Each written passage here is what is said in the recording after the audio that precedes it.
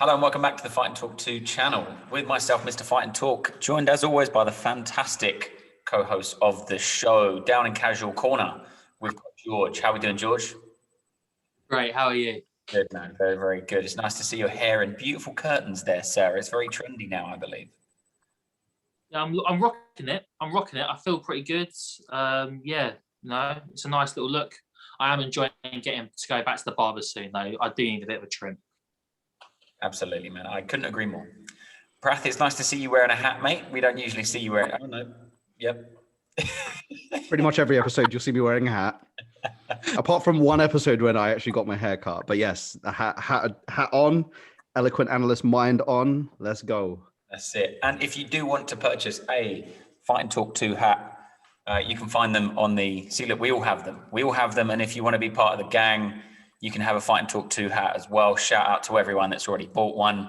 You know, we don't make a lot of money off them, but it's just it's cool to spread the brand around, and it's just a bit of a laugh, really, you know. But straight into it, we've got 260 coming up this weekend. Obviously, it's a huge rematch between some absolutely monstrous men in Stipe versus Francis Ngannou.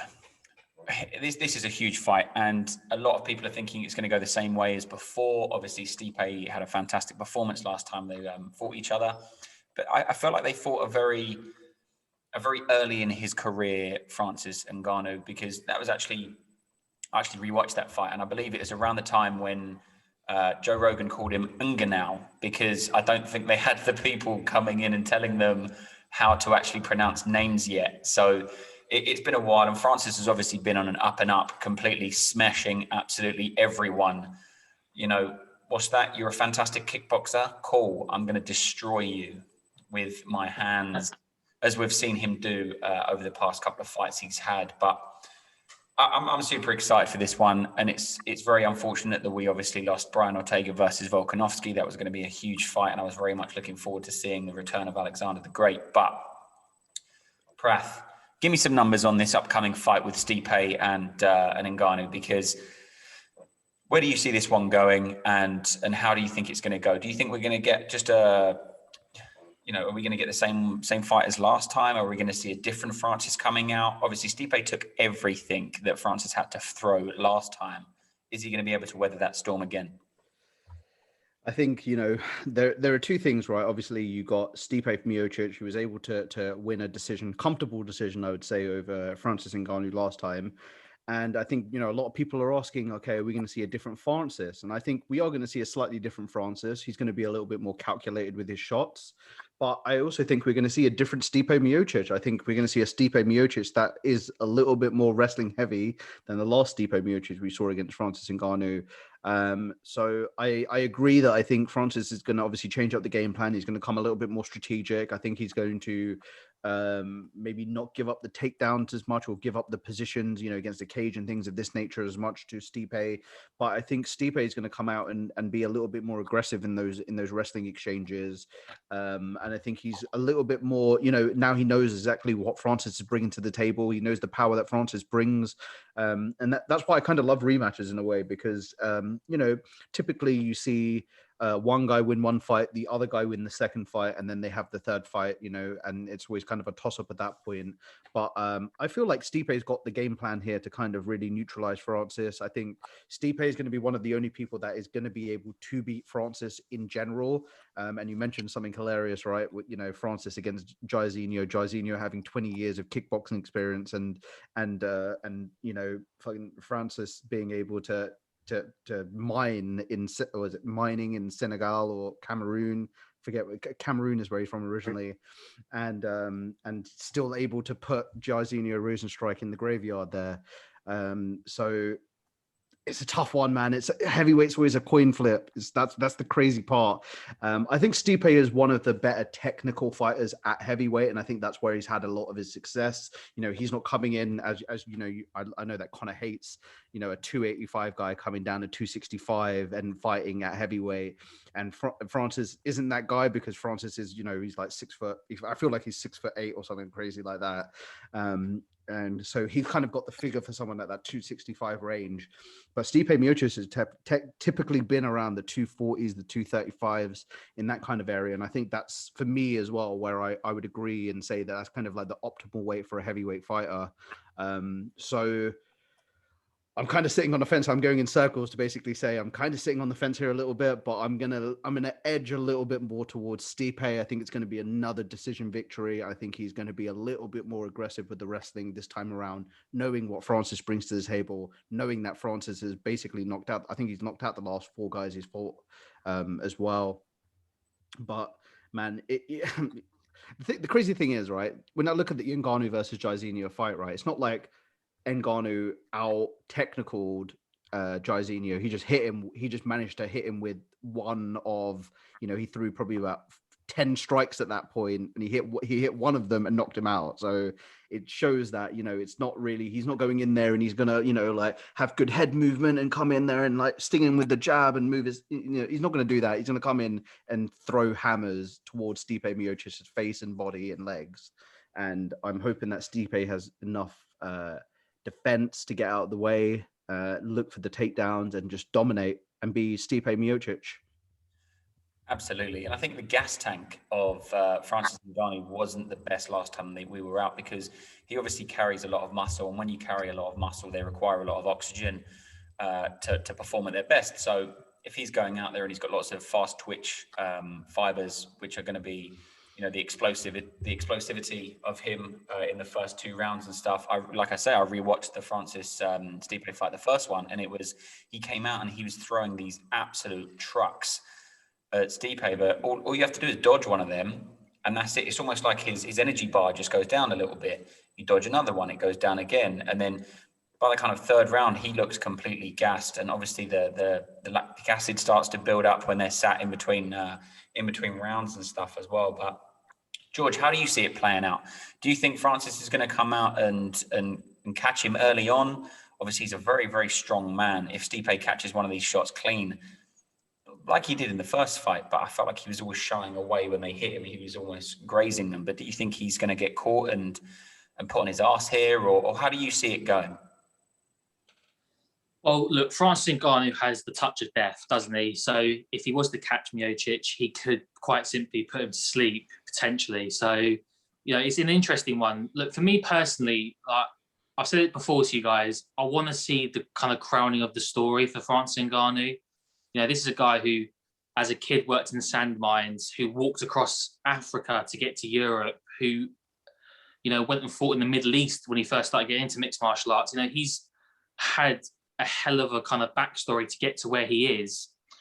When I think about the first fight, he just wasn't ready for that fight with Miocic back in 2018.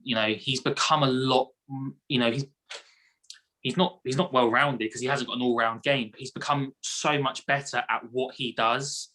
I think the biggest question here is the answer is we have no idea, is how much has Ngannou improved when it gits on the ground? Because I fancy Miocic, he will take it to the ground at some point. So how much has Ngannou improved there? The answer is we don't know. And we could have had answers for that because he has fought wrestlers. He's fought Curtis Blaze and he's fought Velasquez. These guys can wrestle. The problem is that his last 4 knockouts, he's only been in the cage for 3 minutes. Once he touches people, people are in big, big trouble. I think Ngannou's got 10 minutes. I think he needs to put the pressure on early doors and see if he can catch Miocic. I think if you allow Miocic to get comfortable in there, it could end up like the first fight as it goes on. That's kind of how I see it playing out. But Miocic has got to be careful because if he gets caught, he's in big trouble. But I'm going to go for Ngannou. I'm going to see the crowning of the story happen for him. I think it's one of the great sporting stories. I love a backstory like this, and to see him kind of top it off, becoming a UFC world champion, would be pretty amazing. So I'm going to take him. I'm going to take him to catch Miocic and knock him out. But that's going to be one hell of a night if he goes ahead and actually does that, because we're talking about one of the best all-round champions to ever grace the UFC. We're talking about one of the greatest, if probably the greatest heavyweight ever. So to knock him out inside 10 minutes, which I think he's got to do, is no mean feat. But he's a big dude, and he hits hard. And yeah, he's got a chance. He's got a great chance. If you look at the DC versus Stipe fight, the first one, obviously, when he kind of pulled him in quite close and managed to sneak that little kind of right hook to put Stipe down. It's not like, DC's a very good wrestler, but he hasn't got the best hands in the world, for instance. Whereas Francis Ngannou is about 7 inches taller than DC, and he's probably, a longer reach and a lot, harder punches and stuff like that. So it really depends if Ngannou can almost find the range early on. And it would be nice to see him leg kicking. Both of these guys are going to be leg kicking and stuff like that. But over the past couple of main events that we've seen, minus the Bilal versus Edwards fight, which obviously ended in an eye poke, a lot of these main events are kind of, they need to win. There's a lot on the line here. So it's whatever you can do to win and what your route to victory is, whether that be like Brunson did at the weekend, a wrestle heavy approach, and what Jan Blachowicz did, a very wrestle heavy approach. Are we going to see these guys in the main events that need to catch that W just going straight in for the wrestling? And if Stipe wins this fight, that means he's going to have 2 wins over Francis. But then where does he go from there? He's going to have to fight Lewis, or he's going to have to fight John Jones or something, right? But then it is that'll be the big fight, wouldn't it? Whoever holds the title at the end of the weekend is probably going to have to fight Jones, because that is the big money fight to make.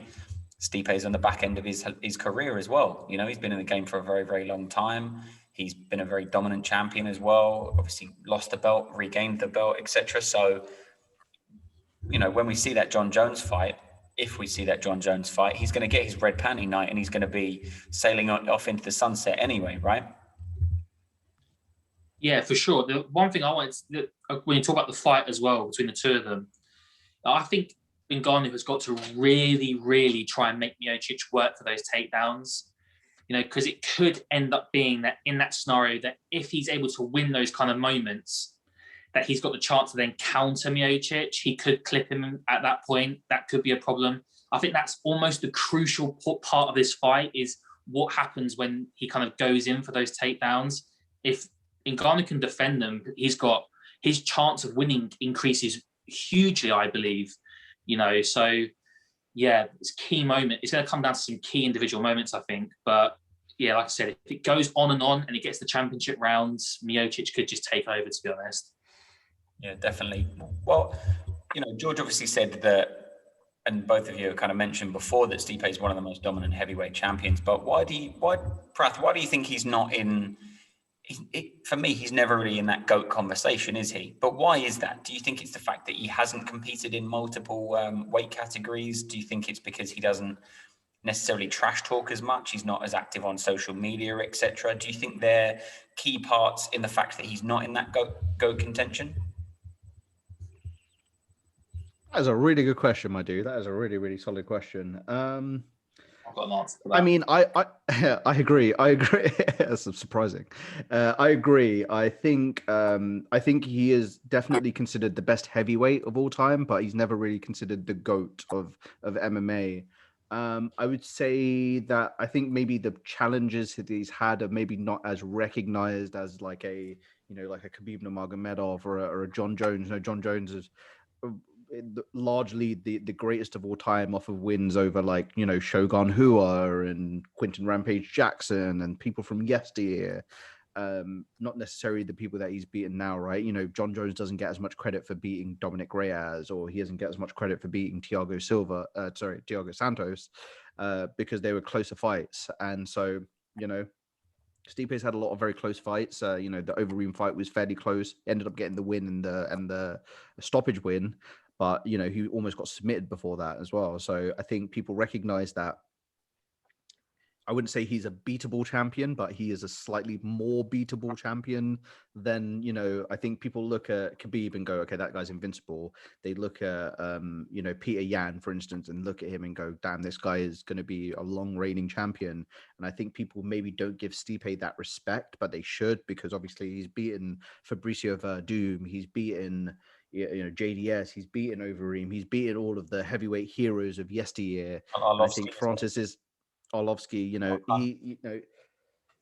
So that I think when he beats, some of these newer ranked heavyweights, the newer up and coming heavyweights, that will kind of solidify him as this era's GOAT, if you will, of the heavyweight division. But I think because he's beaten a lot of the guys from yesteryear, and Stipe beats Francis now, he goes out, fights John Jones, beats John Jones, maybe he does get considered the greatest of all time, and that changes and flips that entire script right on his head.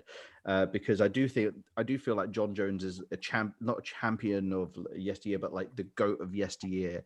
You look at someone like Izzy had the potential and the trajectory to become the modern kind of GOAT. And I think, when we were talking about the GOAT discussion, one of the things that we kind of wanted to say was that, there's no, it changes as it goes along, right? Someone who's could be considered the GOAT right now could maybe not be considered the GOAT in 2 years from now, or it could be someone completely different from them. And 2 years ago, from when Khabib became the pound for pound number one, it was John Jones. And before John, when John Jones was out for his drug suspensions, it was Demetrius Johnson. So I think that perspective of who is considered the greatest fighter at that current time will kind of shift as it goes along. So, we live in an era right now where we have the Khabibs, we have the Peter Yans, we have the John Joneses, we have all these guys that are really at the top of those lists. And you don't necessarily see Miocic in this top 5 of the pound for pound rankings. And if he is, they should be shouting that from the rooftops. And that's not something that I'm seeing on Stipe's fight. When Stipe's walking out against DC, I don't see him as the pound for pound number 5 guy against the pound for pound number 3 guy when DC's the champion and things like that. So I think these things kind of take into consideration. And I think Stipe, if he just keeps going out and beating these guys, regardless of who he fights, I think if he just goes out and keeps getting wins and dominant wins, and I think something that fans take a lot of stock of is finishes over decisions. I think if he goes out and gets a lot of TKO victories, he'll be considered someone more skillful than someone who goes out and gets constant decisions, right? For me, anyway, that's the way that I think fans perceive who is the greatest of all time. So, man, this is a conversation I could have with you guys till 3 a.m. And also, I think the big thing is just I was going to say that for me with Miocic is that, like you said, I don't make enough noise to get himself into that kind of conversation. He probably is in the conversation, but he doesn't make enough noise to become part of it. I feel like to the average person, they'll almost forget who Miocic. They almost forget about Miocic because he's not always around. Like, he comes to fight, and after Saturday night, he'll just disappear again. You won't hear from him for months and months, and that's just how he is. Like Praf just said, though, if he beats Ngannou on Saturday and then goes and beats John Jones, then he starts to become a serious contender you can start arguing for him at that point, I'd say. I think the simple reason is that you just don't hear from him, so people just don't consider it because of it. And his inactivity over the past couple of years as well, kind of, he'll have a year of 3 fights in 2014, for instance, and then he'll have 2015, he'll have 1 fight. 2016, he'll have 2 fights. 2017, he'll have 1 fight, and then it kind of goes like that. I think, for me, the reason he's not in the GOAT conversation as much as he should be is his inactivity with that kind of thing as well. Obviously, Usman is going to be considered one of the GOATs. After he comes through Jorge Masvidal, he's going to be considered one of the GOATs because he's already booked that fight. He only won 3 weeks ago, and he's already booked another fight straight away, which is fantastic to see, because it's not often that you see champions fighting on a regular basis. Because at the end of the day, 1, they don't need to, and 2, they probably don't want to. If you're making $500,000 and then you've got sponsorship and stuff on top of that, you don't have to fight 3 times a year. What have you got to fight 3 times a year for? Do you know what I mean? Unless you're, Kevin Holland that wants to buy more shoes and more drip or whatever people call it nowadays. Do you know what I mean? But yeah, it's a strange thing, because I'm just looking at the rankings now, the pound for pound, and Stipe is number 3. Number 3, no? Who's 2? Kamaru Usman 2? Usman 2, Jones 1. Oh, that's with Khabib taken out on the UFC rankings. It's Khabib as number 1. Just a quick question. Jones hasn't fought since February of last year. All right. So why isn't February last year? Yeah. So why isn't Kamaru Usman pound for pound number one at the moment? No idea, man. Even Israel Adesanya's number 5, and you think the guy's 20-1, and he's a substantial amount younger than John Jones, and John Jones is 26-1. Do you think that if Kamaru Usman beats Masvidal, he'll then get bumped up to number one, or do you think they'll just keep John Jones there because it's John Jones?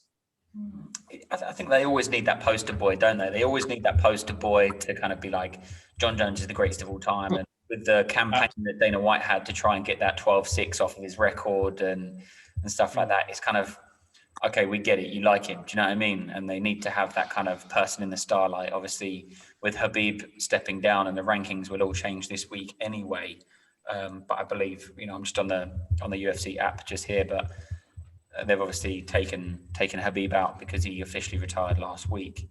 But someone that should retire is Tyron Woodley, who's on the co-main event now. He's been bumped up now that Volkanovski's been taken off of that fight. But obviously, Tyron Woodley used to be such a dominant champion. When I started getting into MMA and started watching the UFC specifically, he was just such a dominant champ. The uppercuts from hell. He would just put people away and put people to sleep, like Prath is currently in the middle of doing now. And it's just insane that his turn and his kind of decline from stardom it's just happened so quickly. I think it was ever since he brought out his Falling Out of Love with You. Ever since he started rapping and starring in terrible films, and all the films that he's been in have been, absolute dog shit as well. Ever since he's started focusing on those kind of things and maybe not focusing on fighting so much, we had this narrative a couple of weeks ago of, Jan Blachowicz has recently become a dad. Maybe he's not focusing on training. Amanda Nunes has recently become a mum. Maybe she's not focusing on training. Tyron Woodley is focusing on rapping and starring in shit films. Maybe he's not focusing on training. That should be the question here. Do you know what I mean? Ronda Rousey started starring in films, and then what happened? She got her ass handed to her. So maybe we should forget about what's happening in their family lives and just start thinking, maybe they're not focusing on training because they're too busy doing other shit. That should be a main conversational point that no one ever brings up. But Vicente Luque is no joke going into this fight as well. Prath, how do you see this going down, and where do you see Woodley going after this? Obviously, he's lost 16 rounds, I think, out of all of his previous fights. He hasn't won a round in like 3 years. And apart from when he dashed Darren Till, but they never should have pitched him up against Tyron Woodley so early in his career, in my opinion. But where do you see him going after this? And obviously, if he does take an L this weekend, where do you see him in the ranking system, in the UFC in general? Well, certainly in Conor's opinion, we're not going to be seeing him at the Grammys or the Oscars anytime soon either. So let's just stick to him fighting in this sense. Man, there's no easy fights for Tyron Woodley, right? No easy fights. And maybe that's to his credit or, his pain at the end of the day here. He's fighting Colby Covington. He's fighting Kamaru Usman. He's fighting Vicente Luque. These are all guys that are serious competition. Gilbert Burns, serious competition. And if you have got one foot out of the octagon, if you will, these are guys that you do not want to be fighting up against. So I respect it, but also think he's a bit of a crazy person for taking someone like Vicente Luque, who is a finisher, a savage in the cage. Vicente Luque has a predominantly won via TKO and strikes as opposed to winning by decision. You don't see a lot of decisions out of this guy. You see a lot of submissions, anaconda chokes. You see a lot of finishes and diverse finishes, elbows, kicks. He is someone that is a very, very dangerous threat. He's only lost, I believe, to Wonderboy in the last while. And apart from that, he's picked wins up against, some of the heavy hitters of the division as well. Like, I know Vicente Luque's got a win over Bilal Muhammad. He's got wins over Brian Barberina. He's got a TKO stoppage win over Nico Price. I think so highly of Nico Price in that division. I think he's a finisher. And I think to get finished by Vicente Luque is no joke, man. So I think Vicente Luque is on the up and up in the welterweight division. He's 29 years old. Tyron Woodley on the other end of that, 38 years old, fighting one of the scariest up and comers of that division, man. I like Tyron Woodley. Every time I watch Tyron Woodley fight, I feel like I'm watching like the ghost of Tyron Woodley. He just does not seem to want to engage or fight these guys. I hate to say that because Tyron Woodley, 2-3 years ago was one of my favorite fighters. He was so aggressive, had great knockout power.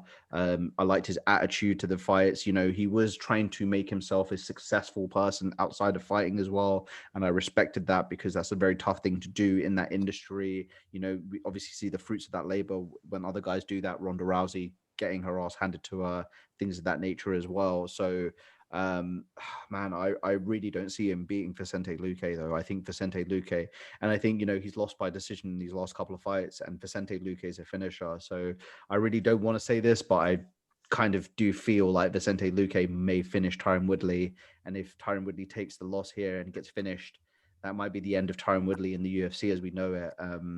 And I don't want to say he goes to Bellator. I don't want to say he goes to PFL or any of these other organizations.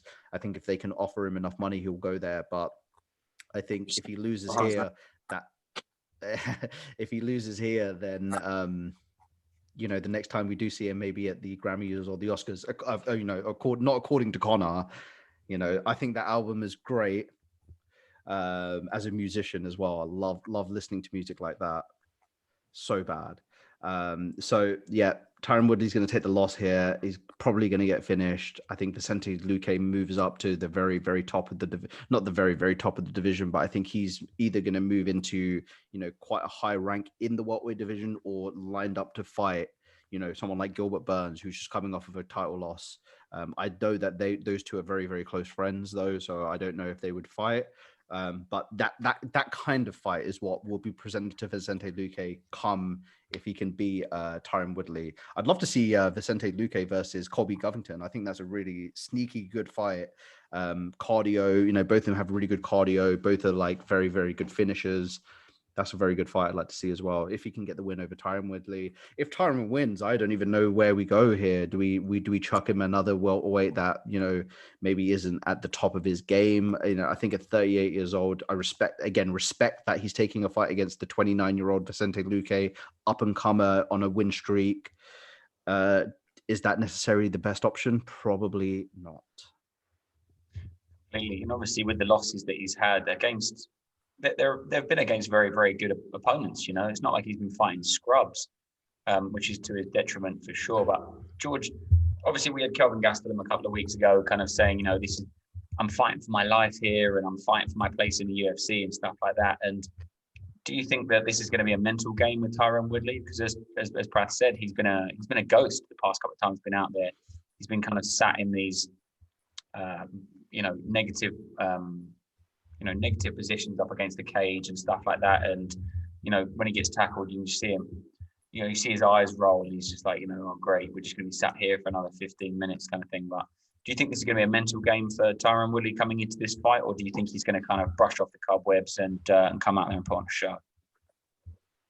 No, this is all mental now for Woodley. This is the question now: is how much does Tyron Woodley want this anymore? Like, does he still want to do this at the top level, or does he want to go to a PFL and compete maybe against lesser competition and try and win $1 million in those tournaments over at PFL? What does he actually want to do anymore, Tyron Woodley? Tyron Woodley hasn't been the same guy since he fought Kamaru Usman. Kamaru Usman took a piece of him away with him, and he has looked he's looked a shell of himself. Like, let's be honest about it. He's never recovered, I don't think. I'm agreeing with Pratt. This is going the same way. Luque's winning this. It wouldn't surprise me one bit if Luque finished him. Look, Tyron, I think I might eat humble pie on Saturday night, but I think his time is done with Lee. I just don't see it anymore. The Usman fight was a big one. Then it was Gilbert Burns, got destroyed by Gilbert Burns. And then the fight which you thought he might really show up for was the Colby Covington one because of the kind of history between them. But he kind of even didn't really show up for that. He kind of just kind of wilted away into nothing again. Yeah, I'm lost with him because, like you guys, before that, he was so dominant and he looked so great. It's hard to put your finger on what's actually happened to him. Like, he's literally fallen off a cliff. Like he's been, I don't know, and I just think that Luque beats him this weekend. I don't have any confidence in Woodley anymore. I think that's where I've kind of got to with him. So, yeah, the only thing the sad thing is from what I read is that Woodley needs the money, doesn't he? He's pretty much broke apparently. So that's a dangerous kind of game. He might be finding himself having to take fights that he doesn't necessarily want to be taking, but he has to try and, and with his music career failing and his film career failing at the moment, obviously he's got to keep on fighting. But yeah, I just I don't see it going very well for him. I've got Luque winning this pretty much all day long, to be honest. I feel sorry for Woodley. That's why I'll come with him. Actually, I actually feel sorry for him. He just doesn't look. He just looks. Can't put my finger on it. It is a mental game, like you said, Connor. It's mental with him. He just does not look right anymore, and I think it's actually just quite sad to see. But yeah, in terms of this weekend, I'm having Luque to win this, and I fancy him to finish Woodley inside of the distance. So if you were a betting man, where would you put this, and what kind of round, and what's your method of victory and your round? Would you say? Let's go TKO round 3. Okay, late in the game. What do you think, Prath? I'm going to go with a second round submission. I think he's going to hurt him on the feet. And I think, Vicente is very, very good at locking up those kind of neck chokes, the guillotines, the anacondas and things like that. I think we might see Tyron in one of those situations. Sure. I'm going to go with Woodley by decision. I'm not at all. I think he'll get finished. I think he'll get finished on the feet. I think it'll be a TKO, and I think it will be one of these stoppages where it's like the ref kind of goes, look, he's had enough now. Do you know what I mean? Ronda Rousey getting picked apart on her feet, and it was just like, right, I've seen enough. We don't need to see her hit the ground anymore. But then we've got Sean O'Malley as well fighting on this card. The return of Sugar Sean. It's going to be good to see him, I guess. I think he's lost a lot of followers, especially in the kind of 25 and up market, in my opinion, because of his attitude and the way he carried himself on certain podcasts and stuff like that, where he was holding a newborn baby and speaking about heroin and different bits and pieces that I thought was just a bit. It wasn't a very good role model kind of picture. And that's the problem with social media nowadays as well, with regards to these fighters maybe not being as, socially aware as they should be. But how do you think this one plays out then, Prath? Because Sugar Sean, obviously, he's not accepting the loss against Chito Vera, but he's coming out and he's facing Thomas Almeida here. Do you think he's going to put on a show? He's obviously got some fantastic wins. He's got great hands. He's a up and coming prospect and this kind of stuff. But do you think he's going to come out and put on a performance here, or do you think he's going to take some humble pie from his last loss? I think maybe if he was fighting Thomas Almeida 4 years ago, I think Thomas Almeida would have smoked him. But now Thomas Almeida has kind of been demoted, if you will, to kind of like a gatekeeper journeyman fighter. As much as I hate to say this, man, because Thomas Almeida for me was like someone that I had so much high hopes for. I remember watching him against Brad Pickett, and Brad Pickett throwing like a flying knee and missing, and then Thomas Almeida coming out and flattening Brad Pickett with the flying knee. Like I remember that really distinctly. And from then onwards, I was sold on Thomas Almeida. He fought Cody Garbrandt, and Cody Garbrandt kind of took his soul a little bit. I'm not going to even front here. Cody Garbrandt literally took his soul. And from then, he's kind of been up and down, man, which sucks to say. He was such a prolific finisher back in the day as well. Like he was actually someone that you would have to worry about from that perspective. And now he's the one that's kind of taking these losses here. Took a stoppage loss to Rob Font, took a couple of decision losses, one against Jimmy Rivera, one against Jonathan Martinez. So it feels like to me that this is kind of like Dana and the UFC's way of kind of giving Sean O'Malley a little bit more of a layup fight to really bounce back from that loss to Chito Vera. I think obviously when you look at someone like Dana and things like that, they're not going to take too much stock in the loss that Sean O'Malley took to Chito Vera. I think they're obviously going to recognize that Chito threw a couple of good leg kicks, but I think it's going to be one of those things where, like, I want to say Sean O'Malley be Andre Sukmantar, the last name, something like that. And quite similar, he won, but obviously he got his leg damaged. And, oh my God, he's such a hero for fighting through and winning the fight. But, like, I think it was more his opponent's lack of wanting to finish the fight, which allowed him to then go on and take that victory there.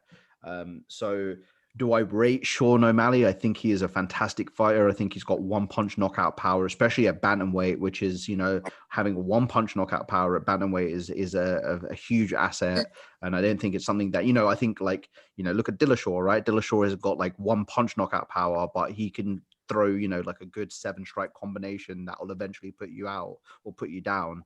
And I think it's the same thing with same kind of thing here with Sean O'Malley. He doesn't, it's completely different with Sean O'Malley. Sean O'Malley is the one punch knockout guy. Sorry. And so I think that's a very dangerous tool to have at bantamweight. And I think that you could never really look past him because of that. Kind of like the same thing with Conor, right? At 45 and 55. He's like, if he lands the shot, then he's got a good chance of putting you out or at least doing mad damage. And I agree. I don't like the way he's carried himself in the last couple of the last year or so. Having a newborn child and talking away on podcasts. You want the individual to be somewhat of a role model, especially when they're holding their baby in their hands. And for him, the Megan Anderson skid, crap and this, heroin. It's not a good look for him, man. And it's not one of those things that keeps people glued to you. People will come and root for you and think that you'll maybe win the fight, maybe don't want you to win the fight, but he's undoubtable in that sense that he's got that one punch knockout power in his back pocket. Against any of these guys, he has a chance, unfortunately, as much as I want to say that. So yeah, I assume that Sugar Sean will probably get some sort of wild KO victory here, probably like a one punch knockout, walk away KO victory or something crazy like that. Absolutely, man. It's an unfortunate thing as well when the outside of the cage and the outside of the octagon kind of affects the vision that we have on a fighter as well. Obviously, with John Jones doing his crazy stuff outside of the octagon and still being considered one of the greatest of all time, but he's obviously done a lot of spectacular things inside of the octagon. TJ Dillashaw obviously getting popped for his like weight loss drugs or whatever it was. And there's random fighters that you see and you just think, it's really upsetting when you invest so much time and effort into supporting this fighter, for instance, and following this fighter's journey. And then they shatter your hopes and dreams. But it's one of them things, isn't it? They are just people at the end of the day and people do make mistakes. He's still very young as well. You can tell by his stupid hair colors that he's still very young and his mad tattoos and stuff like that. And mentally very young. Yeah. It's one of them things, it's the background that he has. It's where he grew up. It's the people that he hung around with when he was younger. Do you know what I mean? But those kind of things shouldn't take away from the fact that he is a very good athlete and a very good fighter. But George, how do you see that one playing out? Do you think Sugar Sean goes back into the win column? Do you think he takes a loss and denies it all again, or how do you see this one playing out, man? I think old Dana and Sean have set this one up for a highlight reel knockout. I think they've set this one up for him to kind of get himself back on the kind of hype train and to kind of allow him to kind of move forwards. Like Pratt was saying, Thomas Almeida was one hell of a fighter, and then Cody Garbrandt came along. And, well, like Pratt said, it took his soul and he's never been the same guy. He's lost, his last 3 fights. It would not be surprising if a loss this weekend meant he was bounced out of the UFC altogether, to be honest. I just think that this is all being set up for some kind of spectacular Sean O'Malley display, where everyone, everywhere is looking at this knockout that he produced, like they have done before. But like you boys, it's tough to like Sean O'Malley. I quite liked the guy 12 months ago, but he's had a pretty challenging year. outside of the octagon. I think the whole loss thing is bewildering to me because this sport doesn't actually look at losses that heavily. Like, it's part of this kind of game. You have losses. And so to be there like, oh, I didn't lose. And it's like, well, you did, mate. And that's actually all right. You know, and then the podcast thing was a bit of he had a proper mare, didn't he? Let's just, you know, as I would say, he had a proper mare. And perhaps over the next few years, you know, as he maybe matures more, he might become better at that kind of stuff. You know, you said just then, Connor, he's kind of been around the same people his whole life.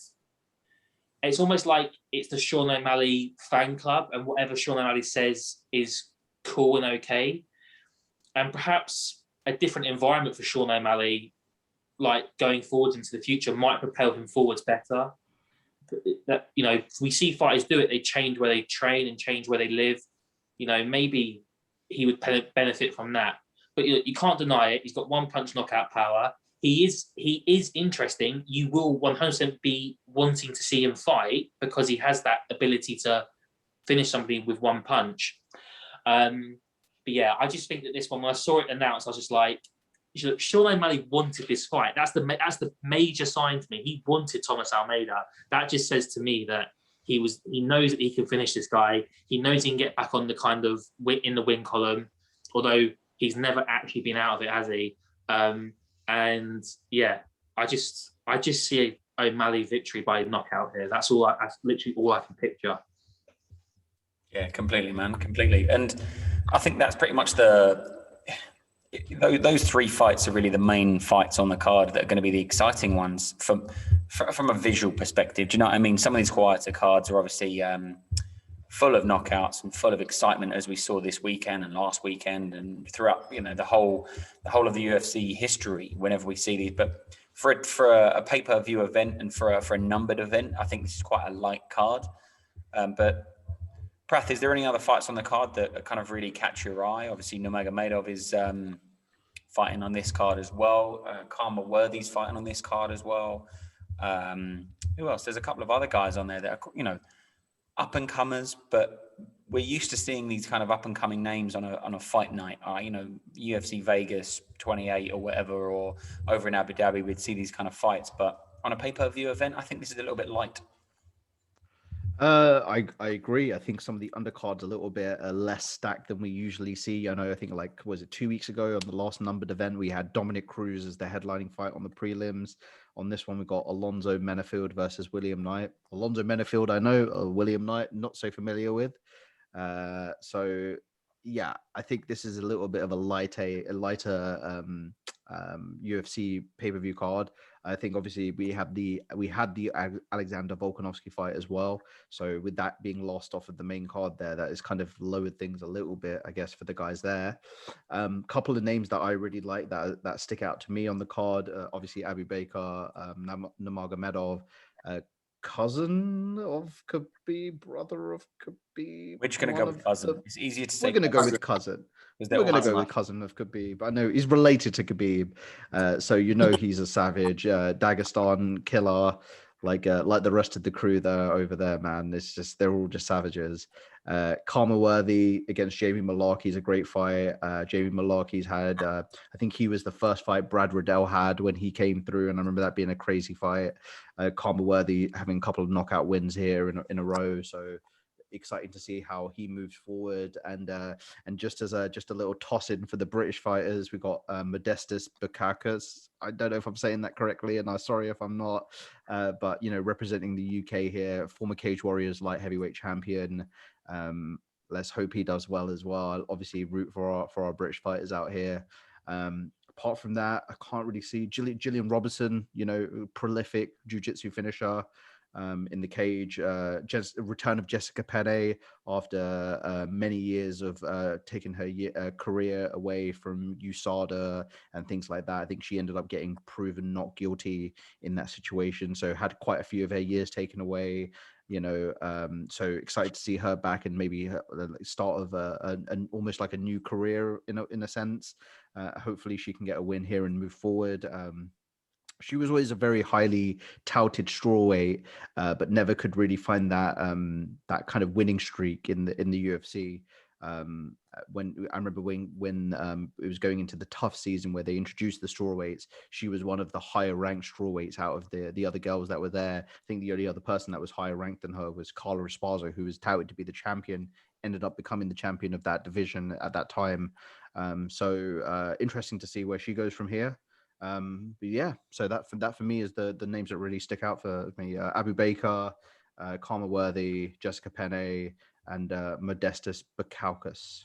Yeah, don't Google Bukowskis, right? Because you just don't know what will come up. George, who's in casual corner this week? Who's in the crush zone for you, man? Who are you crushing on this week? Who do you fancy? Who do you see as an attractive opponent there? He's not a very pretty bloke, but if I had to go someone, I'm quite keen to see Abu Bakr. You know, I'm always keen to see a Nurmagomedov guy fight. He obviously currently has had one fight in the UFC and lost his first fight, which I doubt goes down very well with cousin Khabib. So I'm expecting something pretty, or more like himself, shall we say. You know, I imagine that probably wasn't his finest performance in his first fight. So yeah, definitely looking forward to seeing him. In terms of like other guys, I would like the Azaitar brothers are mental, and obviously Abu Azaitar is fighting on this card, so definitely keep an eye out for him. You know, those guys have got they've got like concrete hands, those two, haven't they? They just seem to knock out guys left, right, and centre when they're not smuggling in fruit and veg. But if I had to go for a crush, if I had to pick a crush corner, I am going to go for the main event, back up to the top, and I'm going to take Francis. He's a beautiful human, isn't he? And he's got a beautiful story, and hopefully it can be a beautiful ending for him on Saturday. You've seen the back of Francis Ngannou, man. That is something else. He is built like a brick shithouse, that kid, isn't he? Fuck me. He is the ultimate specimen of a human, I think. We'll see. We'll see on Saturday night if he has the cardio to match. Then I agree. He will be a fantastic specimen for a human being. But I think carrying that amount of muscle is going to be tough. But back to the Nurmagomedov. Go on. Oh, so I just want to say really quickly about Ngannou, since we're talking about that very quickly. His team, Extreme Couture with Eric Nixick, I don't think will allow him to have a poor cardio. And the kind of training that he's had with Kamaru Usman throughout this camp as well, a guy who's got serious cardio. I wonder whether he might come back with a pretty decent level. But like I said, we'll find out on Saturday. Yeah, and Usman's going to be in his corner, I believe, as well, no? Yeah, he's in the corner. Yeah. I mean, that's fantastic to have a current champ in your corner as well. And obviously, those guys are pretty tight. But just goes Usman said that he would have Khabib in his corner as well, which is pretty mad. For when Usman fights Masvidal. Masvidal, yeah.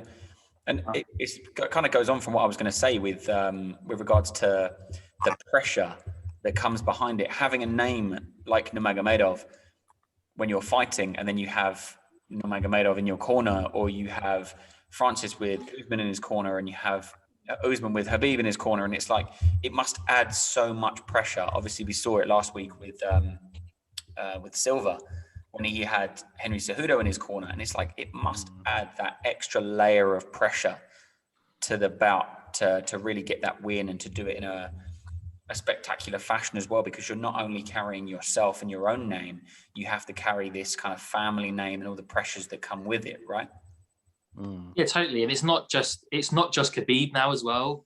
Like we saw Umar back in January, and he looked incredible in his debut fight. You know, it's like, and obviously Usman's fighting soon in Bellator, and I'm sure he'll look great as well. There's like all of these guys are incredible, and so I suppose there is pressure on people like Abu Bakr who aren't as well known within that family to kind of get to put on performances that are like kind of worthy of that kind of level. You know, not all of them can be great. I think that's the main thing here. So, you know, they can't all be Khabib, but I suppose everyone will think, oh, because he's got Nurmagomedov, he must be Khabib. He must be. But it's hard to live up to that kind of level. Well, it's almost impossible to live up to the level, when you shouldn't have to try to live up to that level, because it's perfection, isn't it? I suppose. But I gotta think, right? So I'm looking at Abu Baker's record, and he lost to David Zawada. David Zawada managed to get a triangle choke off on him. He must have felt like the greatest human being after he beat him, though. He must have been like, "Yo, Khabib, come on, let's go right now. I got you." He must have felt that way, but. Yeah, you can never count chickens in the UFC. I think once you get a win, even over someone as talented as Abu Baker, it's just so deep, man. The weight classes is just so much talent in so much of these weight classes now. It's not like it was, like 3, 4, even 5 years ago. It's just every division has so much depth of talent. It's incredible.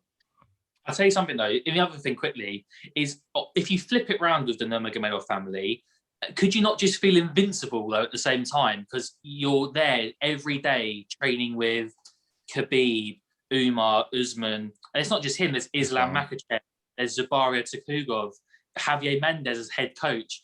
You could almost feel invincible when you walk out there, because you know that the level of competition and training you've had is well above probably your opponent's training partners. So, I would have thought that Abu Bakr will walk in, on Saturday night feeling pretty damn confident, I would have thought.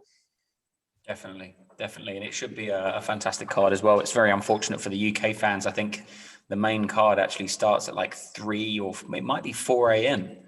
because I think the clocks go forward this weekend, and then it's going to be 1 o'clock will all of a sudden become 2 o'clock, and then that 2 o'clock start is now going to become 4 o'clock. So it's really going to be 5 o'clock. It's going to be a long evening for the UK fans for sure.